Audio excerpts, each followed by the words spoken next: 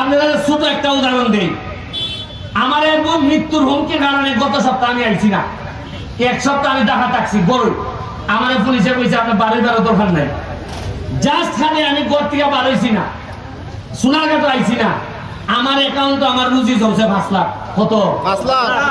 এই 5 লাখ আমার গত সপ্তাহে খরচ করার কথা। ব্যারিস্টারি যে ইনকাম করছি যে টাকাটাই এই টাকাটাই ফুরা রয়ে গেছে।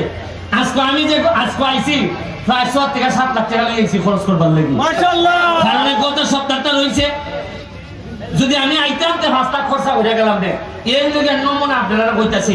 খালি একটা কথা হইয়া শেষ করি, অত বছরের পর বছর এমপি মন্ত্রী হইল সোনারঘাট।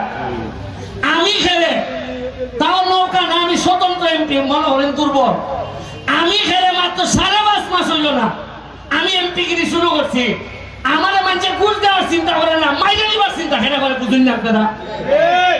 আমি যদি বাড়াবাড়ি করতাম, আমি যদি মনে হইতো যে বাড়াবাড়ি করতেছে, ইটার বাধা দেয় কিছু পয়সা দিলে মনে হয় ছেড়ে দিব, যে তো আমার পয়সা দিল না, আমার পয়সা দিতে চাই না, মাইনা দিতে চাই মনে করুন।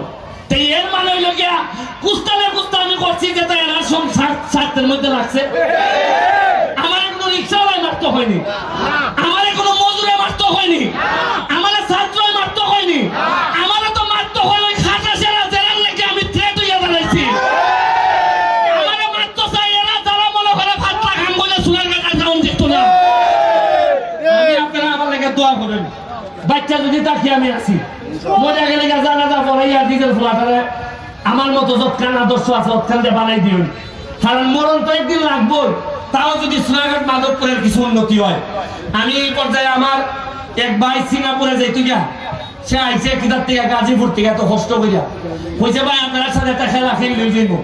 সিঙ্গাপুরের ভাই আপনাদের উদ্দেশ্যে 2 কথা কইব, সে আগামী সপ্তাহে আপনি যাচ্ছেন।